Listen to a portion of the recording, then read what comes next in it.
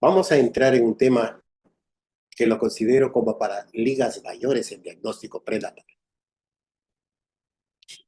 Se trata de el diagnóstico no invasivo de malformaciones fetales en el primer trimestre del embarazo, llamado también test combinado del primer trimestre. Aquí va a haber una sinergia entre lo que es la ecografía avanzada y las pruebas bioquímicas que permiten detectar anomalías o malformaciones congénitas y riesgos cromosómicos de manera temprana y sin procedimientos invasivos. En principio, tratamos de identificar afectaciones cromosómicas, genéticas y finalmente ciertos síndromes genéticos que afectan al contenido mismo de los genes. Los marcadores cromosómicos por ecografía que los hemos estudiado, tales como la translucencia nucal, el hueso nasal, el ductus venoso y el reflujo tricuspidio, son claves para el cribado de anomalías cromosómicas. Si a esto hoy le sumamos el test bioquímico en el que se hace una determinación de la beta-HCG y del PAPA, que juntos nos permiten calcular el riesgo de síndromes de Downs, Edwards o Pateo. Y si a esto le sumamos el software de inteligencia artificial que analiza todos los datos y mejora la precisión diagnóstica, vamos casi a tener el diagnóstico preciso. Un mensaje para los médicos que van a tener un enfoque preciso, estandarizado para evaluar el bienestar fetal. Y para los futuros padres, es un método seguro, confiable para planificar el embarazo con tranquilidad. ¿Qué es el ADN fetal en sangre materna? Conocido también como cffDNA. Es presencia de ADN en la sangre materna y que corresponde a ADN fetal fragmentado que proviene principalmente de células de la placenta, células trofoblásticas. Aparece desde la quinta semana y va aumentando progresivamente a partir de la 10ª semana. Ya hay una cantidad suficiente de este tipo de células para hacer análisis confiable. Y desaparece del cuerpo materno a las pocas horas del parto. Es decir, que está presente durante todo el embarazo. Vamos a hacer una diferenciación entre lo que es el cffDNA, que son fragmentos de ADN fetal en la sangre materna. El NIPT es una prueba que tiene el mismo objetivo.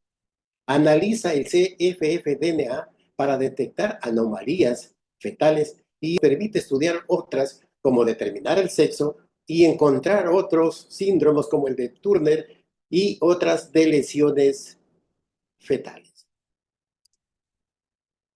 El NIPT, ¿cómo funciona?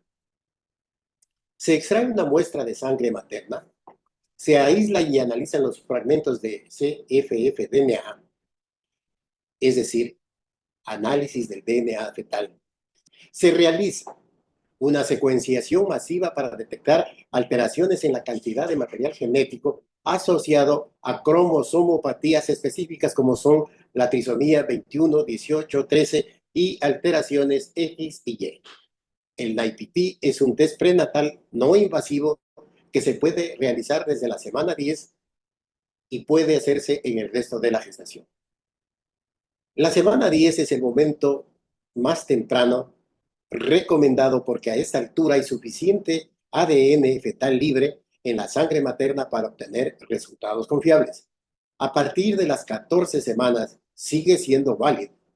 Es más útil el médico, hay veces médicos que encontramos signos dudosos en ecografías posteriores y entonces en el segundo trimestre se pueden detectar o confirmar malformaciones estructurales.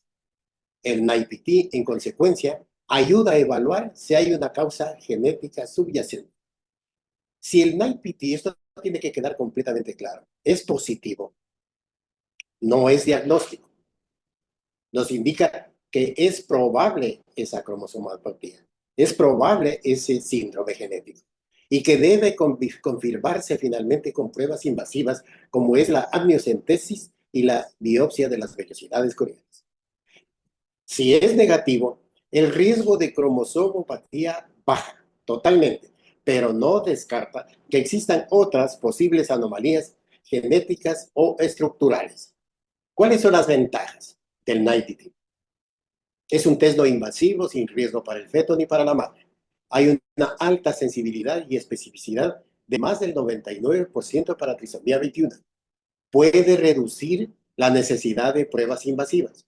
Hay ciertas madres que se niegan a realizarse una punción de líquido amniótico, peor la obtención de vellosidades coriónicas. Entonces, ellas aceptan siempre este tipo de estudio. Sin embargo, como todo, teniendo sus ventajas, tiene limitaciones. No detecta malformaciones estructurales. Para eso lo va a hacer la ecografía estructural o morfológica. No es diagnóstico definitivo y requiere la confirmación con el cariotipo, ya sea en el líquido amniótico o de vellosidades coriónicas. Y finalmente, no evalúa todas las cromosomopatías ni los defectos monogénicos. ¿En qué consiste el test combinado? Es una herramienta clave para identificar riesgos cromosómicos durante el primer trimestre del embarazo. Al combinar la ecografía y el análisis de sangre materna, podemos ofrecer a nuestros pacientes respuestas tempranas y opciones de seguimiento mejorando el bienestar fetal desde el principio. Tener presente que el conocimiento temprano es poder. Entonces, vamos a identificar los biomarcadores, la beta-HCG y el PAPA. Beta-HCG, que cuando está elevada, nos hace pensar en trisomía 21. Si está baja, nos hará pensar en trisomías 18 y 13.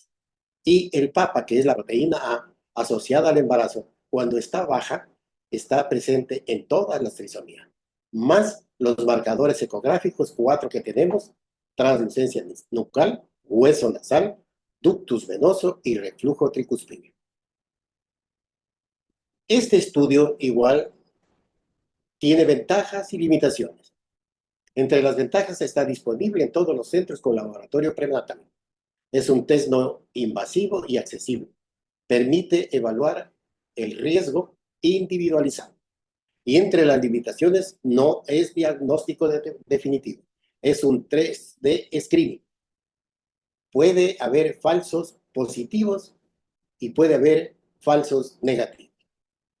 En conclusión, la combinación del ADN fetal en sangre materna, conocido como cffDNA, uno de ellos, el NIPT, y los marcadores bioquímicos en el primer trimestre mejoran la detección de aneuploidías y de ciertas malformaciones estructurales.